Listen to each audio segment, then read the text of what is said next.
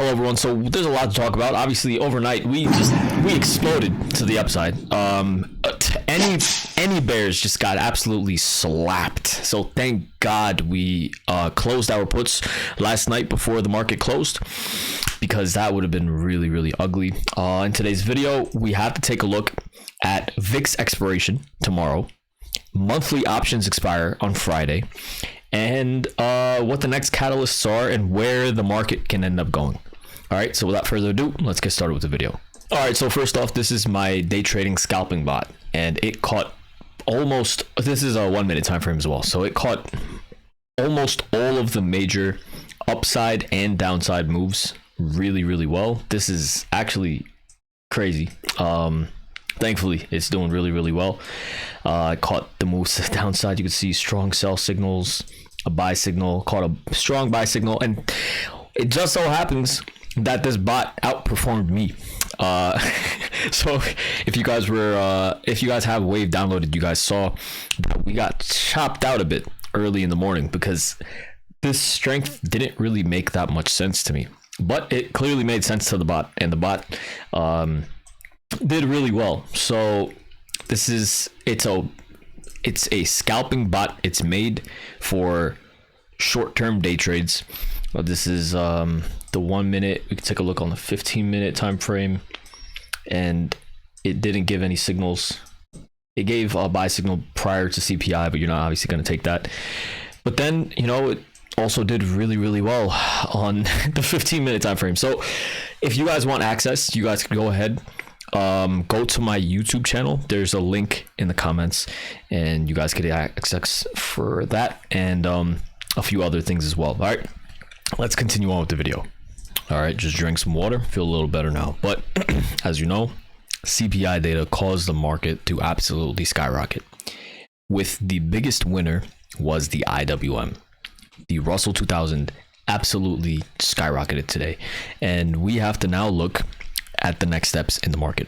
All right, so the broader term outlook on the market, as I've been saying, heading into the end of the year, with November, December being seasonality wise very bullish, right? You cannot be bearish really during this time for the next few weeks, the next few month horizon. That's what I mean, right? But in the short term, it's really difficult. So now that we hit 450 on the SPX, right, it is very difficult to open up new longs.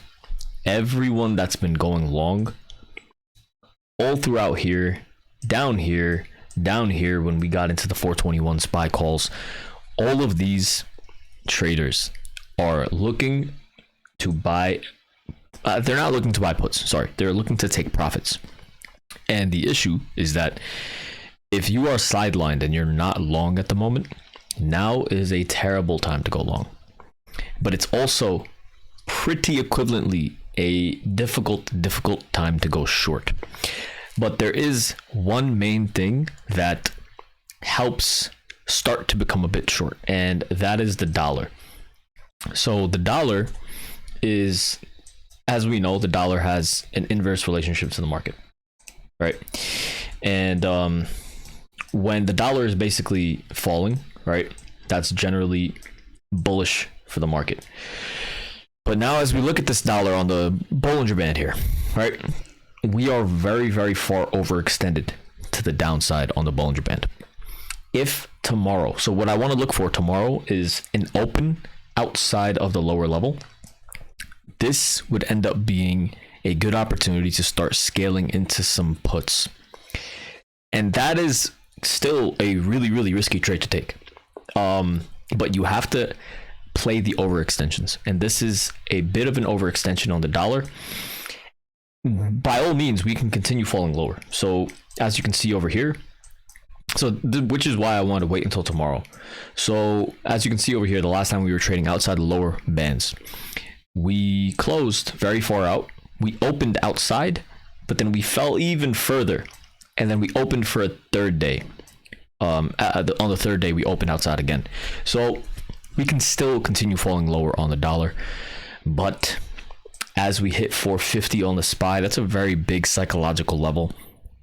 And another thing to take into consideration is VIX expiration tomorrow, and the monthly expiration on the options expire on Friday. So those are generally bearish catalysts. So coupled with the dollar being overextended, this is one of the main reasons to be a bit bearish, but you know, we could still continue falling lower. So that's what I just want to share for now here. Next, I want to take a look at Tesla. So Tesla, obviously this is not a guarantee, right? But it looks like it's beginning to form an inverted head and shoulders. So it lines up with what's going on with the market. So we could easily, in general, the entire market, in my opinion, heading into the end of the year, should be bullish. Obviously, of course, the other thing to take into consideration is through Thanksgiving and the next few weeks when there are days off in the market, on low volume weeks where people are going to be gone and on holiday, etc., generally the market does well. So what happens in between now and then, and especially in the beginning of December, lots of potential chop. So what could end up happening is we could skyrocket a bit higher, make a little pullback. This could be the third pullback here, and then we could fly off of this. So Tesla is making a bit of a bullish pattern, in my opinion, here. Google obviously had a big skyrocketing move to the upside. Microsoft is also skyrocketing. Nvidia obviously is also doing really well. It's still not overextended in terms of the Bollinger Band, which is really insane. AMD is doing the same thing as well. Meta did really well.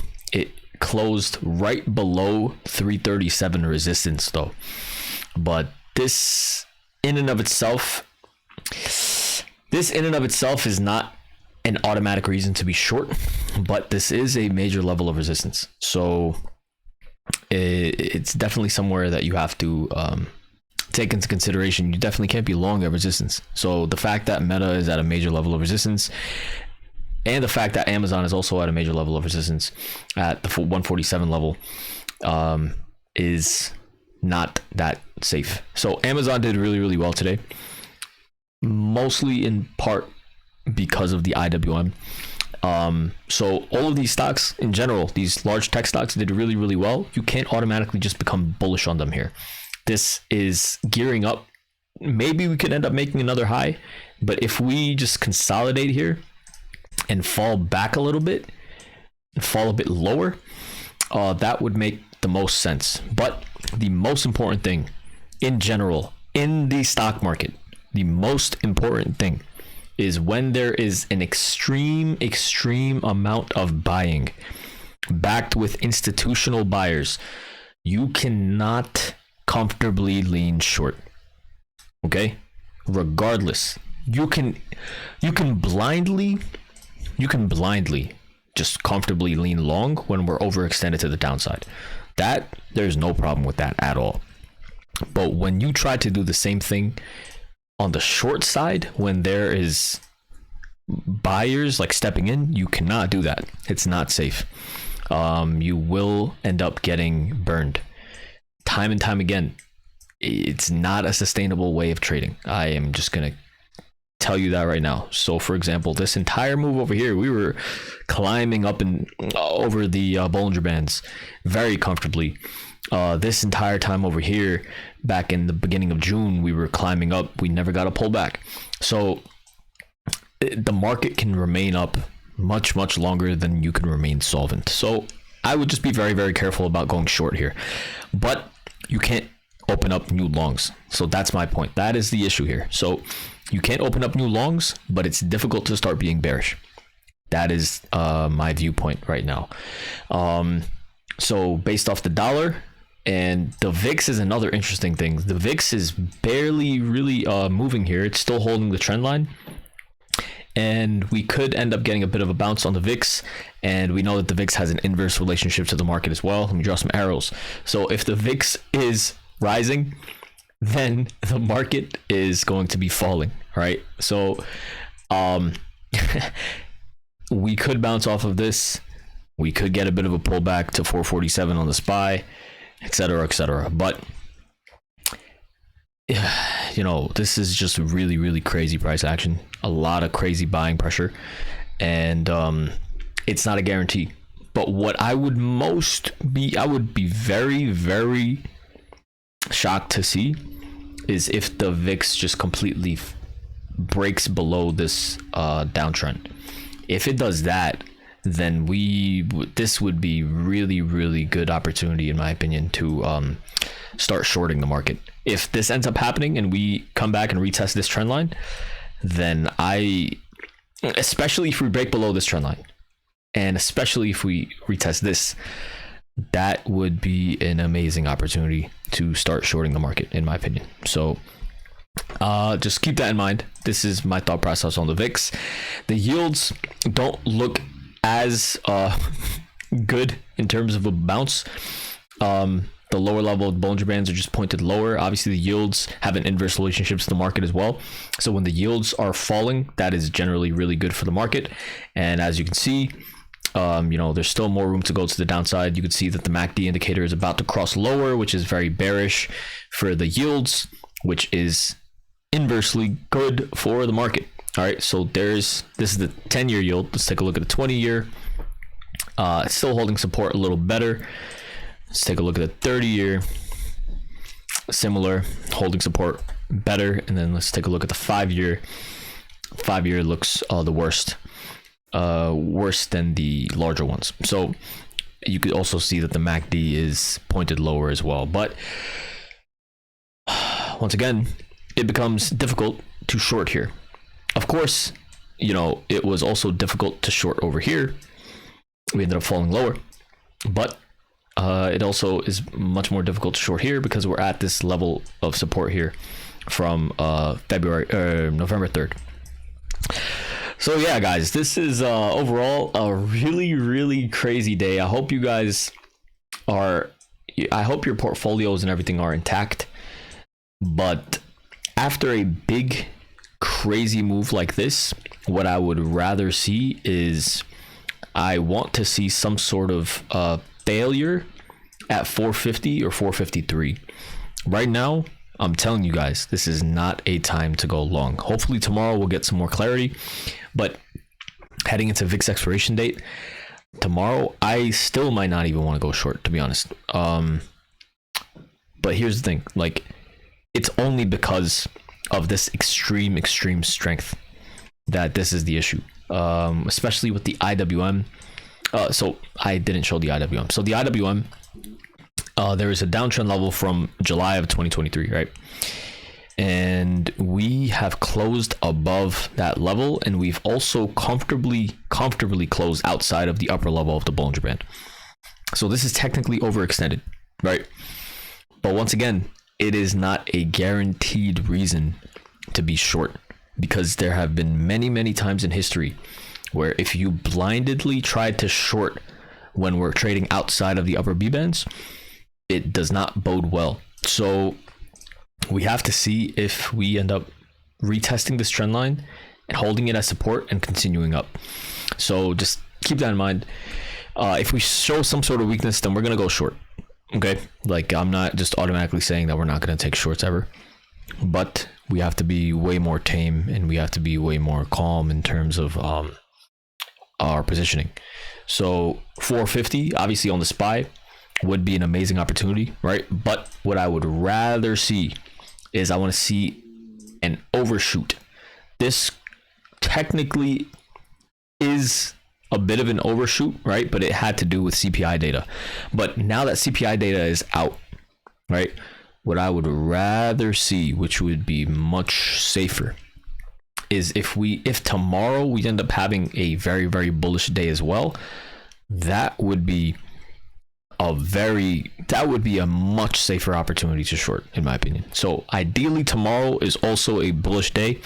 If tomorrow is a very bullish day as well, then we can definitely grab some puts. And days like this, the next few days are either going to be choppy or we're going to see a big move. And if we get that big move, I am going to go short. So hopefully we get some sort of a move up to 452, 453. That would be really, really that would be ideal for me to go short, because a lot of people are starting to take profits. Our 421 calls are up over 100%. The December 421 calls that we got for 1500, they're up over 100%. They're at like 3200 now, and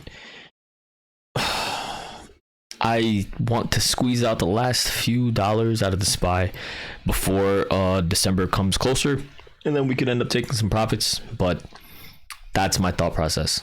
This would be a really good opportunity to short, and definitely not a good opportunity to long. So I hope that makes sense. The IWM, definitely you can't really be you can't start going long on the IWM here, but you know, you also can't go short because we could continue to make another leg up.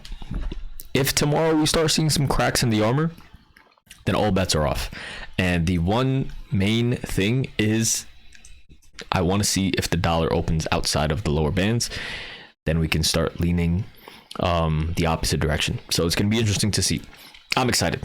I hope you guys are excited as well. So if you guys enjoyed today's video, please make sure to like, comment, subscribe, do all that good stuff. And I will see you guys bright and early tomorrow morning. Thank you.